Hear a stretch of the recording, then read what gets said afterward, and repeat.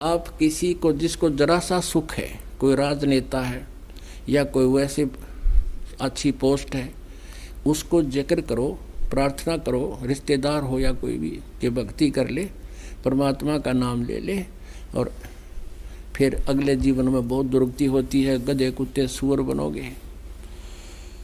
फिर वो क्या कहता है, और किसने देखा है, एक बात में ख़त्म करना चाहते हैं, किसने देखा है, और फिर लास्ट में कहेंगे देखी जाएगी जो होगी। फिर के देखी जाएगी, गधा अपने पास तो कुमार देखेगा। देखना अब है, संतों के विचार सुन और छोड़ इसको, बुद्ध को भक्ति कर। अब जैसे पुण्यात्माओं, एक अंधा जावा था बियाबान में, जंगल की तरफ, वन की तरफ वो जा रहा था, और उससे किसी ने, आंखों वाले ने कहा कि सूरदास इधर मत जा, ये रास्ता ठीक नहीं है, तो भयंकर बियाबान में फंस जाएगा और तेरी दुर्गति हो जाएगी, जंगली जानवर तुझे मार खाएंगे, फाड़ देंगे, तू इधर मत जा, ये रास्ता गलत है तेरा। अब वो अंधा ये कहे किसने देखा है और देखी जाएगी। अरे भले आदमी, आँखें लेकी मानता ना, और अंधे ने दिखता ना, तो बता कोई बात हुई है।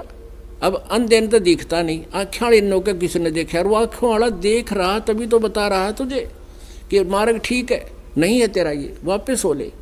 तो उस अंधे का के करे जो आँखें वाले की ना माने, तो आँखों वाले थे वो परमात्मा कबीर परमेश्वर आए, फिर उस परमेश्वर से परिचित वो महापुरुष संत जिनको भगवान पाया, वो थे आँखें वाले, और हम हैं अंधे। अब उन्होंने हमें संदेश दिया है कि ये भक्ति तुम, ये रास्ता तुम्हारा गलत है, और ये साधना करने से ये दुर्गति होगी, जो भक्ति नहीं करते उनकी तो और बिरानवाटी होगी। और फिर हम अंधे ये कहें कि इसने देखा है देखी जाएगी। हम आँखों वालों की नहीं मान रहे, उन संतों की जिन्होंने हमें निर्देश दिया है, वो हमारे हितैषी थे, तो फिर उनकी दुर्गति ही हुआ करती है। तो फिर क्या बताया है,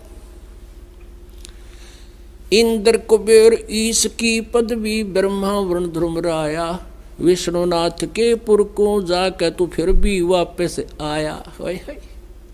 असंग जन्म तन मरत्या होगे, जीवित क्यों न मरे रे, द्वादश मध्य महल मठ बोरे, बहुर न दे धरे रे। असंग जन्म तन मरत्या होगे, ओए होए, अरे जीवित क्यों ना मरे रे। जीवित मरना क्या है, सुरपति दुखिया भूपति दुखिया, रंक दुखी बपरीती हो, कहे कबीर और सब दुखिया, एक संत सुखी मन जीती हो। अब जिसने मन को जीता वो सुखी है। अब मन कैसे जीता जाएगा, इस ज्ञान से कि चाहे खरबपति हो ले और चाहे 4 कोठी बना ले, कितना बड़ी कोठी बना ले, एक कमरे में एक चारपाई पे 3.5 फुट में 2 फुट चौड़ी, 2.5 फुट चौड़ी चारपाई, 3 लाले गणित गणी, 4 लाले और 6 फुट लंबी, बस, या कितना डाल ले उस कोठी कोने में, इस तरह फालतू व्यर्थ है। अब ये ज्ञान से मन हटेगा। फिर जीवित कैसे मरना है, जैसे किसी को आप कहते हो चलो सत्संग में, वो कहता समय नहीं, फिर देखूंगा। एक नाइट सर्विस में जा रहा था, गया था किसी कामवश, सुबह वापस आना था, उसने बहुत ज़रूरी कार्य था, और रास्ते में मृत्यु को प्राप्त हो गया एक्सीडेंट में। जो व्यक्ति नाइट सर्विस में रात्रि के समय जा रहा था, उसको कितना ज़रूरी काम था, कितना शीघ्रता से जा रहा था, और फिर वापस आया को नहीं, वो काम भी रह गया और आप भी गया। वो जिस काम को अनिवार्य जानकर रातों चलकर वापस आना चाहा था, वो आ नहीं पाया, वो काम भी गया, आप भी गया, और कुछ हाथ लगा नहीं।